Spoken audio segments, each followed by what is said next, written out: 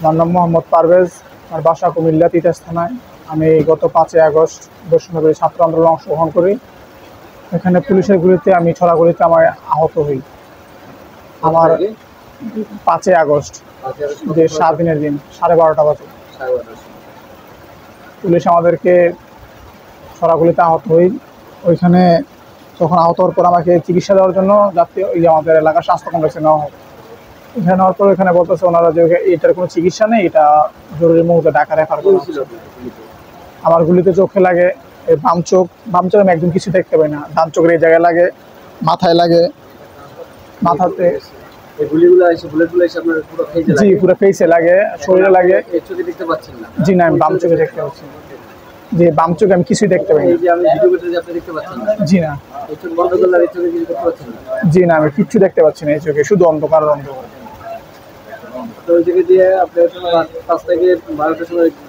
জি 12টা বাজে গুলি লাগে আমার। তখন ওইখান থেকে আমাকে ঢাকাতে রেফার করা হয়। আমি ঢাকা মেডিকেল কলেজে চিকিৎসা নেই। 5 তারিখ 6 তারিখ আমার অপারেশন হয়। অপারেশন বলতে ওই জায়গায় সেলাই করে দেওয়া হয়। তারপরে বলছে পরবর্তী চিকিৎসার জন্য জাতীয় চক্ষু বিজ্ঞানে যাইতে হয়। তো এখানে আমি যাই। ওখানে যাওয়ার পরে ওরা বলছে যে 15 দিন পরে আসো। 15 দিন পরে আমি যাই 21 তারিখে যাওয়ার পরে এখানে আমার অপারেশন হয়। অপারেশন হওয়ার পর ওইখানে অপারেশন বলতে শুধু রিপেয়ার করা হয়েছে চোখটাকে, যে ক্ষত হয়েছে ওই রক্তগুলা একটু ইয়ে করে দিচ্ছে আর রিপেয়ার করা হয়েছে। করার পরে বলছে যে ইনশাল্লাহ কিছুটা সুস্থ হবে, আশ্বাস দিছে। কিন্তু এখন আমি চোখে কিছু দেখতে পাই না। এখন আবার সিএমএইচে আসছি 7 তারিখ। 7 তারিখে আসার পরে না এখানে কোনো আমার চিকিৎসা দেওয়া হয় না। এখানে আসার পরে 7 তারিখে আসছি। এখানে 9 তারিখে আমাকে ডিসচার্জ করে দিচ্ছে যে তোমার অপারেশন হয়েছে, তোমার চোখে তেল দেওয়া আছে, এটা আমরা এখন কিছু করতে পারবো না, পরবর্তীতে আমরা চিকিৎসা দিতে পারবো।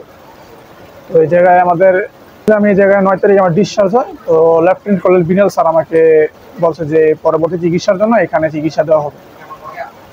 আমি 1 মাস পরে বলছে এখানে আসতে। তো এখন দেখি কি হয়।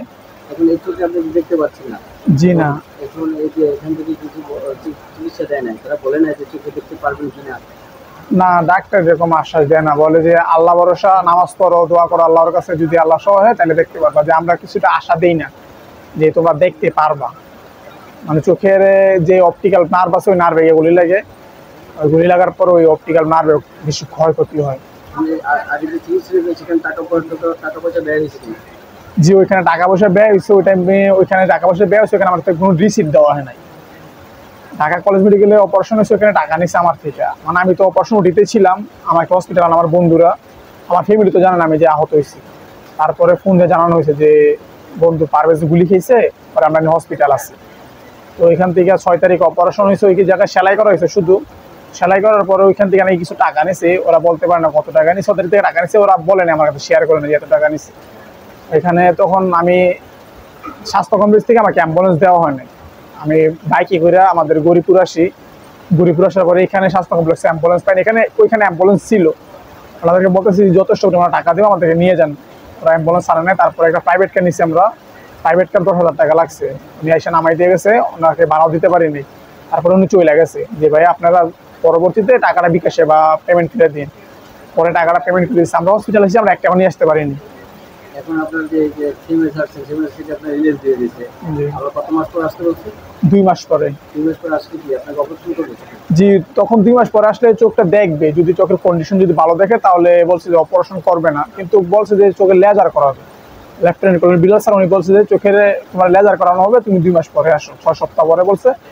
আবার আসছিলাম আমি কালকে, চোখে ব্যথা করছিল আমার। আমি আইসা পাহমুজা স্যারকে দেখাইলাম। তো পাহমুজা স্যার বলছে এখন তো তুমি 2 মাস পরে আসো। মানে বিনল স্যার বলছে 1.5 মাস, এখন বলেন বলছে 2 মাস।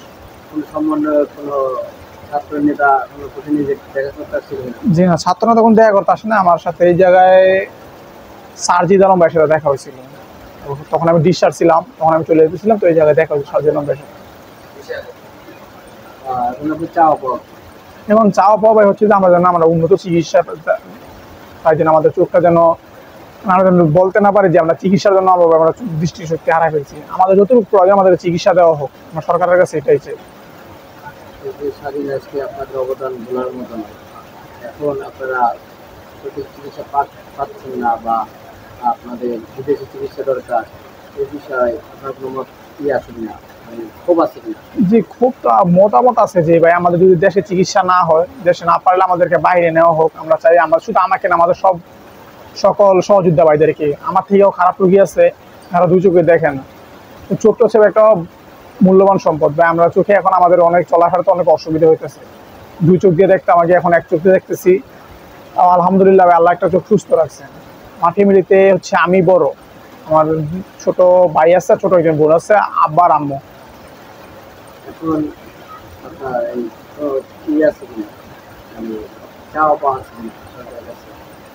সরকারের কাছে যাওয়া পাওয়া যে আমরা ভাই চাই, আমাদের উন্নত চিকিৎসা চাই, আমাদের ভাই আর্থিক সহযোগিতা, আমরা আর্থিকভাবে কিছু সহযোগিতা চাই। কারণ আমার ফ্যামিলিতে খুব আমরা আর্থিকভাবে অসহায়। আমার ফ্যামিলিতে আমি পড়াশোনা করতাম, পাশাপাশি কাজ করে ফ্যামিলিটাকে চালাইতাম। আমি ফ্যামিলির বড়, আমি সরকারি কলেজে পড়াশোনা করতাম, তো মাঝখান দিয়া পড়াশোনাটা করতে পারি নাই। কারণ হচ্ছে যে ফ্যামিলিতে আর্থিক সংকট দেখা দেয়। আমার বাবা একজন মালয়েশিয়া প্রবাসী, উনি 18 মাস যাবত অবৈধ কাগজপত্র নেই, কিন্তু কাজ করতে কোনো টাকা দিতেছে না কোম্পানিতে। মানে কোম্পানিতে আছে ওই জায়গায়, উনি কাজ করতেছে 18 মাস যাবত, ওনাকে কোনো টাকা দেওয়া হচ্ছে, টাকা দেওয়ার কথা বললে মায়ের দূর করতেছে, যে মাইরা ফেলমু, টাকা দিমু, এখন না পরে। মানে মানসিক বিপত্তনা করতেছে আমার বাবাকে। এখন তাহলে ভালো থাকেন, সুস্থ থাকেন। সরকারের কাছে আমার চাওয়া যে আপনাদের চিকিৎসা ব্যবস্থা ভালো করুক। ধন্যবাদ।